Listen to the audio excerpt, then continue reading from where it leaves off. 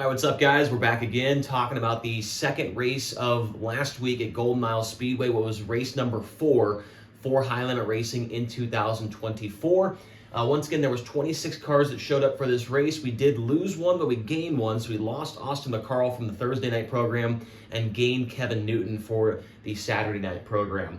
So real quick, before we get into it, if this is your first time watching, the drivers that are written in blue ink, that means that they are a full-time driver with the High Limit Racing Series.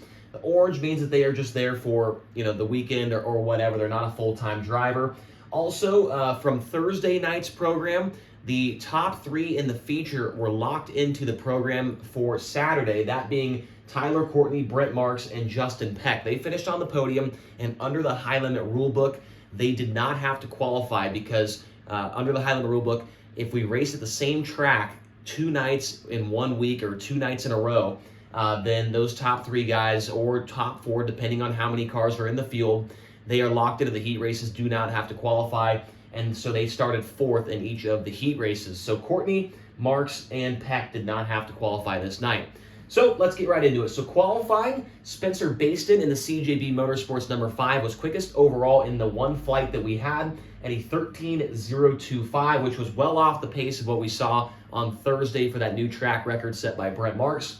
Parker Price Miller ended up 2nd in qualifying, followed by Anthony Macri, Brad Sweet, Rico Abreu, Casey Kane, Zeb Wise, Kyle Larson, Jacob Allen, and Eric Riggins Jr. Good qualifying effort for Riggins.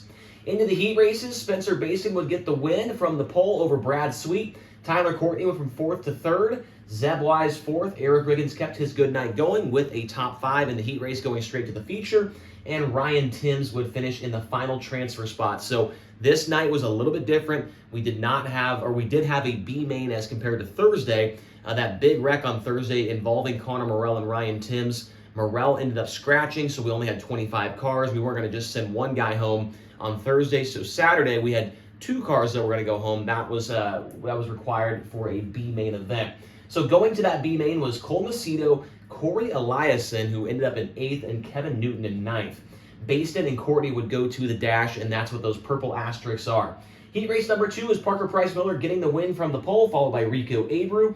Brent Marks goes from 4th to 3rd. Kyle Larson 3rd to 4th. Corey Day would end up in 5th, and Tanner Thorson would get in that last transfer spot to the feature. Going to the B main was Davey Franick, Connor Morell, and Danny Smith. Heat race number 3, Jacob Allen would get the win from 3rd, so moved up a couple spots there to get that win. And it was an exciting heat race. That was probably the best heat race of the night. Jacob Allen going around the outside of Anthony Macri. Tell me that's something you don't really hear very often. Jacob Allen going around the outside of Anthony Macri, who is usually on the top of the racetrack.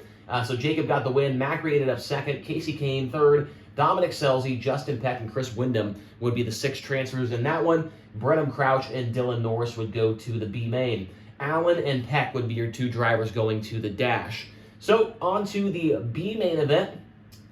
6 cars would transfer. Cole Macedo would get the win, then Davey Franick, Brenham Crouch, Connor Morell, Dylan Norris, and Corey Eliason. And this is kind of when things were getting a little bit weird, right? So in the B main, if you didn't watch on Flow, you haven't seen the highlights or anything like that, this is where things were a little bit weird. So Danny Smith, mind you, is 66 years old, a National Sprint Car Hall of Famer, a literal legend of the sport, showed up to run Golden Isles.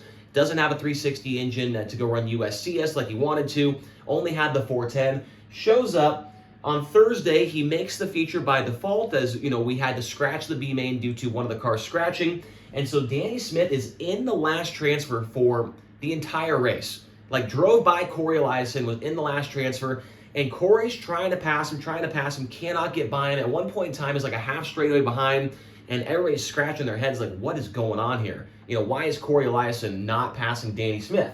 So then on the final corner, Corey Eliason makes a move around the outside to get by Danny Smith and knock him out of the feature event. So I'm not really sure what was going on there with the Rigid Sun 8 car, but Corey started 5th, was back to 7th, and then finally got back to that last transfer on the final corner. So interesting stuff there in the B main. Now in the dash, we had Tyler Courtney getting the win. He would start on the pole looking for the hat trick, or 3 races winning in a row.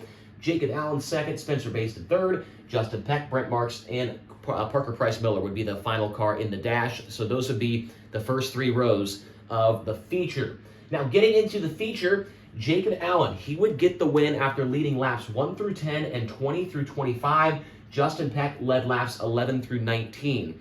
So Jacob Allen's win was worth $20,000, and it seems like whenever he wins a race, it's usually a high-paying one. Knoxville Nationals, that prelim night there, when he won at Cedar Lake, I think it was a higher-paying race as well, and he's won some other races that were high-paying. Gold Cup Race of Champions, I think that race at Lincoln as well was a high-paying race. So Jacob Allen likes to win big races. $20,000 going to him. Tyler Courtney, oh so close to that hat trick and getting 3 wins in a row. Ends up with 3 podium finishes in 4 races so far with High Limit. And he is easily, in my opinion, the best car in the country right now. He won a race against the Outlaws of Volusia. He's got 2 wins with High Limit. And he had another podium, I think, with the Outlaws down there at Volusia. I'm interested to see what this team does over the course of the month of March. We have the whole month off with High Limit. Where does he go? Does he run with the Outlaws down in Texas and Oklahoma? And how does he run against them if he does go down there? Justin Peck would end up 3rd. That's 2 podium finishes for him on the week. He got 3rd and 3rd on Thursday and Saturday. Good enough for a $5,250 payday for him. Rico Abreu, I got an asterisk next to him, as that was the best finish of the season for the 24 car. He did look pretty sporty in this feature for a $4,000 score. Does not end up on the podium. So Rico Abreu, 4 races in, still does not have a podium finish with High Limit. Spencer Baston, he started in 3rd, fell back to 5th, but still another top 5 finish for the CJB car. That was 5th and 5th the 2 nights at Gold Miles. Baston looks solid. And Brad Sweet finishes in 6th. That's 2 nights in a row for him to finish in 6th, and he's just there. Does not quite have the speed right now, does that 49 car. They've got some work to do if they want to contend for one of these victories coming up here over the next month. So Sweet finishes in 6th. I'm also interested to see what he does over the course of March. Does he go out and race with the Outlaws, or does he kind of stick around and wait for April to come around? Brent Marks would finish up in 7th after a 2nd place run on Thursday.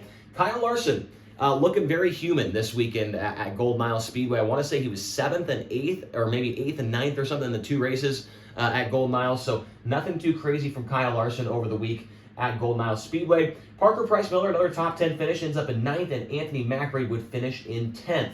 Got an asterisk next to Zeb Wise. He was not in the top 10 either night at Gold Miles. Finishes 11th on Saturday. Casey Kane was 12th. An asterisk next to Corey Day, as he was 13th, kind of in the same boat as Zeb Wise. Did not have a top 10 finish at Gold Miles and struggled, it seemed like, to pass cars at that racetrack. Dominic Scelzi was 14th, Chris Wyndham 15th, and after a really strong start to the season, Tanner Thorson, 2 nights in a row, was just not very good at all when it came to Gold Miles. I know the track was tough to pass on. As you can see, the hard charger was Corey Eliason, and he went from 24th to 19th. So not really much passing going on for guys like Thorson and Day. So I don't know if that just goes to show that they're not, they don't have the program quite where it needs to be on the big tracks, or it's just that track in particular was not very conducive to racing, to passing and things like that. I mean, the top 3 battle in this race was really good. A lot of passing. It seemed like the drivers didn't really know where to be at on the track, and that's something that kind of excites me when you go to these new places that nobody else has been to. No one really has that notebook. No one has that experience to go off of. And so that's kind of what made this race pretty exciting. Nobody really knew where to be at on the track. But when it came to Tanner Thorson and Corey Day, they definitely struggled quite a bit here this week. So Thorson and then Eric Riggins, Davey Franek. I mentioned Corey Eliason as the hard charger, and the asterisk next to him. This team has got to pick it up. They have a 9th place run. That was their best run. That was Thursday at Gold Miles. The rest of their finishes, guys, have been outside the top 15. And I talked about this during their driver preview a few weeks ago before the season got started. It's going to take them a while to get going, I feel like. And right now, they still have a lot of work to do. I mean, 19th place, they were 17th another night at East Bay, and they were outside the top 15 again the other night. So they've got a lot of work to do with this team right now, and I hope Corey Eliason is not on the hot seat, because I think he is a talented driver. You just got to give him a little bit of time to adjust to this new car and this new team. But there's no doubt this team is struggling right now, and they've got to get something going. Ryan Timms, Brenham Crouch, Dylan Norris, Cole Macedo, and Connor Morrell would round out the field. So it was 2 races at Gold Miles and 0 caution flags in the feature. So 25 laps of straight up action. And, this race was really, really good compared to the one on Thursday. Jacob Allen, Tyler Courtney, and Justin Peck, they were absolutely getting after it the entire way. And very cool to see Jacob Allen get the win. So with that, we'll put this race on the scorecard here. And if you didn't watch the first race from Thursday, I gave that race a 68. It was not a very exciting race, but this one was very, very good. So let's give it a score. And I'm going to give it an 87. An 87 on the scorecard for Golden Isle Speedway on Saturday night. Great race up front between Jacob, Courtney, and Peck. And, I mean, you can't really ask for much more. I mean, the track was a little bit different. There was nobody really pounding the wall or anything cool like that. It was just a great race between those three guys. They traded it back and forth. As you tell, the laps, Jacob led the first 10, and then Peck led the next 10, and then Jacob led the last 5. And it was just really cool to see Jacob Allen get back to victory lane. Jacob winning, I feel like, bumps the score up just 5 points in and of itself, because who doesn't love to see him get a win in sprint car racing? He just, especially after the year he had in 2023, he needed something like this to get him back going. So very cool to see that, but that's all we've got for this race recap from Golden Isle Speedway. Tomorrow we're going to jump back into the power rankings and see who moved up and who moved down after week 2 with high limit racing here in 2024. So stay tuned for that. Thank you guys so much for your support, for the comments, the likes, and for the subscriptions and things like that. We will see you back here tomorrow.